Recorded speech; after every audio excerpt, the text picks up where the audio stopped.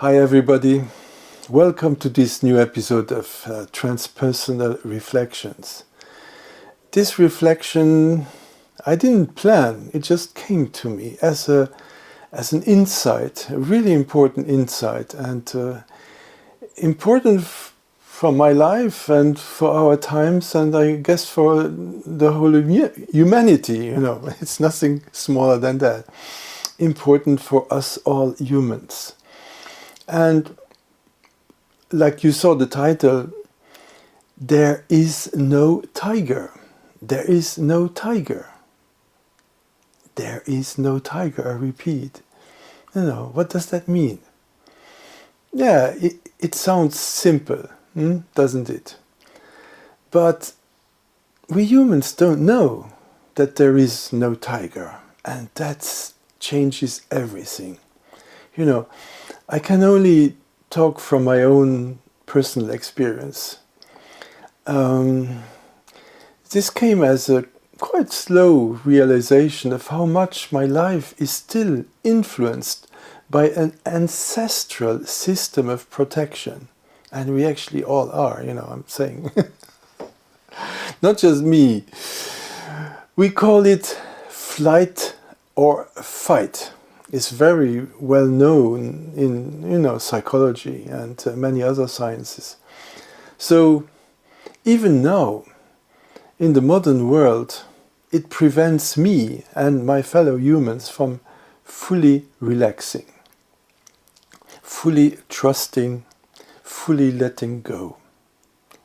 Fully, even right now I can't fully let go because, there might be a tiger lurking in the bushes, even if there are no bushes here in my room. So our bodies, our psyche, our reflexes, they all work as if we're still in the jungle. We have spent so much time in our history as hunter-gatherers in small groups that that time wasn't just a phase, it was a very long time. I don't know exactly what the past of humanity is, but I guess there was a long evolutionary phase where this was a very important thing, It was deeply, and that's why it has deeply rooted, it has deep roots in our base operating system. It's wired in our bones, it's wired in our muscles, it's wired in our genes. Maybe that's why we feel, we need, castles, why we gather so much stuff we actually don't need. We are building, protection against a hypothetical tiger. That's not there. Well, we don't need all this stuff, Of course, in some parts of the world, the threat is real. Tigers, bears, floods or storms, they're real, and, many people need to protect themselves. But, I guess the majority of us, nearly now 9 billion people on this lovely planet, for all these people, for us, at least, us in the Western world and much of Asia and maybe not everywhere in Africa, but, these threats aren't really there. So think of the scale, of how many we are on the planet. When I was born, there were about 2.4 billion people. Yeah, it's quite a lot at that time. But today, we're heading towards 9 billion. In my lifetime of just 70 years. Just 70 years, yeah, it's a long time, 70 years, and also a very short time in terms of evolution of humanity. So we have secured most of our natural habitats, and yet we carry the fear of the wild beast into our suburbs and our cities and our villages and everywhere, wherever we are, we carry it with us. And because we can't let go of this fear, we see it play out on a global scale, amazing global scale. We spend the biggest budgets on this planet on weapons, military protection against hypothetical enemies. And sometimes they are not really hypothetical, but it all starts with the fear. Trillions of euros or dollars, massive, resources in intelligence and energy are spent on weapons and military structures. And only a tiny fraction of that energy in terms of money, in terms of resource, in terms of intelligence, in terms of everything, a tiny fraction of it could solve all humanity's problems in regard of hunger, housing, clean water, all the essential needs that a good part of quite a lot of people on this planet don't have. So this morning actually, saw something on YouTube that really touched me. I saw restored movies, movie footage from Berlin in the 20s and 30s. And they were even colorized, and making it even more real. So I saw a beautiful, thriving city with people walking about, having their lives. It was amazing to see these pictures with buses and cars and trams. They had lots of trams at that time. They were not yet demolished everywhere in the world. And amazing busy avenues.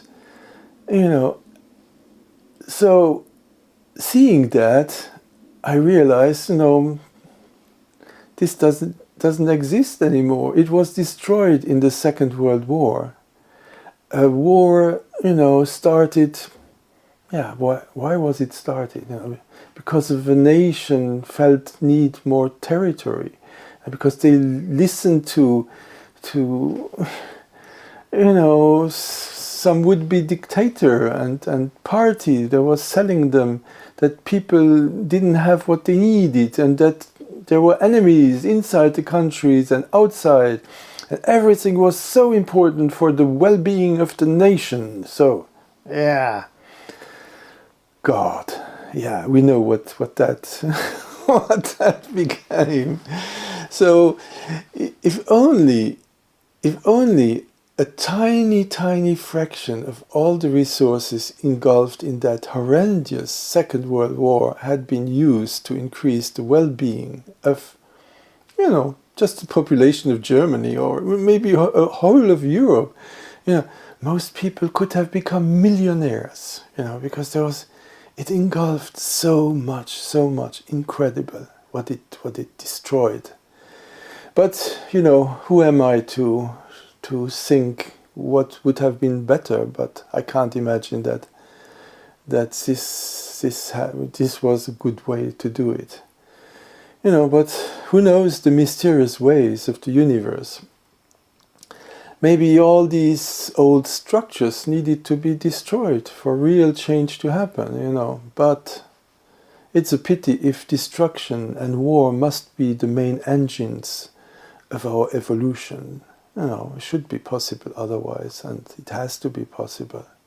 So it's a vicious, stupid circle, By not taking care of real needs, the real needs of the people, we create tension, huge tensions building up in regions and countries. And nowadays we can see it, because the news, we get news from everywhere. So we create anger and anxiety and division and, them with, we and races and religions, It's incredible how stupid we are. So nations get aggressive. We think they have more fertile land, or they have oil, and they have, special metals, and God knows. And we need these for our industries. We need that to protect ourselves, to protect our children, our way of life. It's incredible what kind of arguments we find for all that stuff. Even with atomic bombs, that's the ultimate. That's the ultimate safety. Nowadays, even North Korea feels safe. It's a totally absurd regime, that is aggressive towards its own people and is completely, there's such a stupidity in this kind of way of dealing with the country. But it has the atomic bomb, so it's safe. Nobody can attack us because we have the atomic bomb. Yes, okay, Mamma mia. So it's incredible. It's an amazing stupidity. So I feel it in me too. I'm not saying I'm not part of this world. I feel it when I meditate, when I'm conscious of it. I have to tell my own system. In many ways, I feel tension. I really sense inside myself. If you really take time, closing your eyes and just, sense your body, sense your whole system, your emotions, your energy field, everything that you can sense, try and relax, and you will find boundaries of where you can relax and really let go. So you can tell yourself, I am safe, I have all I need, I have food, I have safety.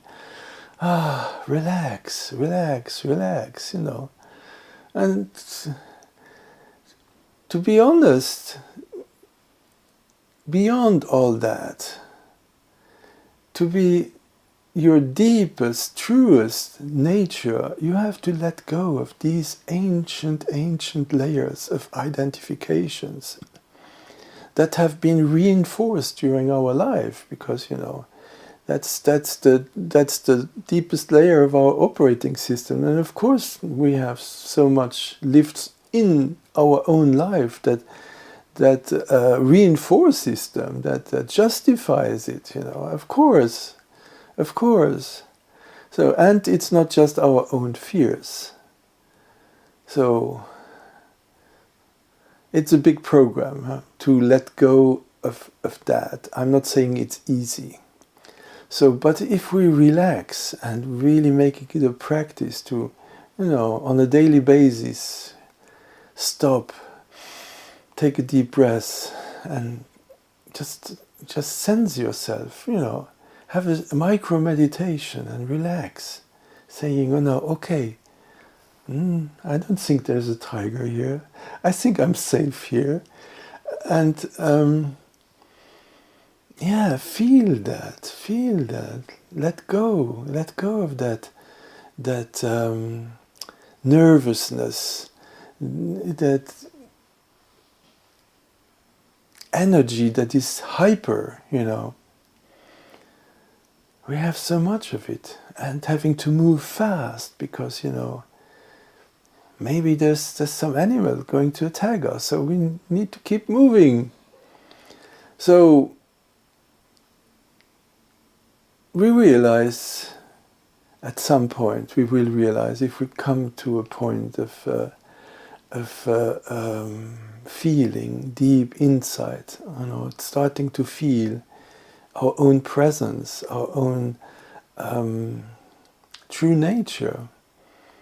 Now we are, in my opinion, and I'm quite sure of that, we are spiritual beings having a physical experience, not just the opposite, not just, being physical beings that just happen to, I'm awake, I am me, and it's all in my brain.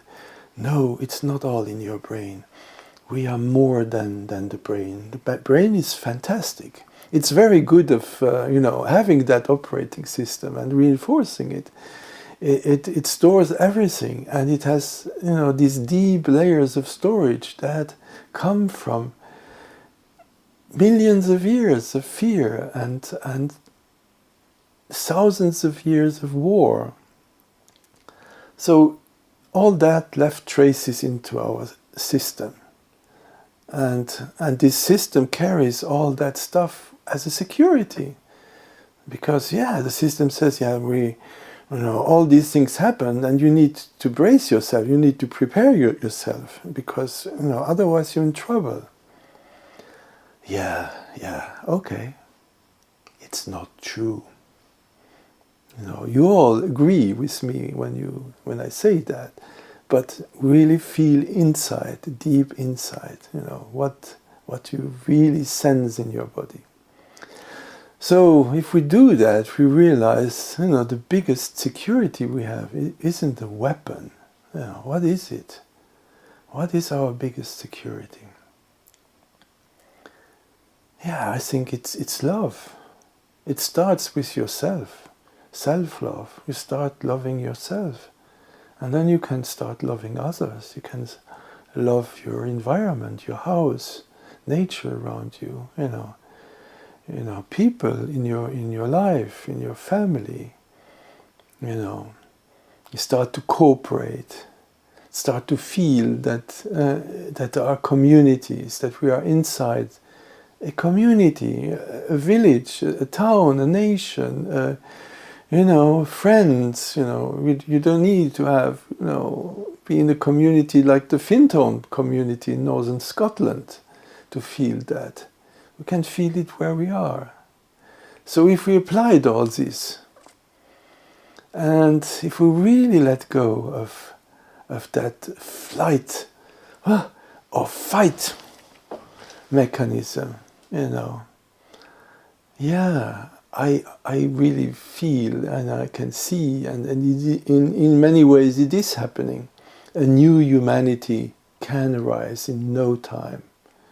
It's a clear path, and it seems easy, but like I said, it's not that easy. But in some ways it still is easy. Let's not make it too complicated. Because it challenges so deeply rooted beliefs, programs, things in our, deep memory. We have different layers of memory in our brain. So realize, really realize, look around, where you are. I think we all can see it, where we are right now. Let's take a deep breath. Center yourself. Just feel your body and smell the air. Hear the sounds where you are. And then slowly open your eyes. Wow! There is no tiger.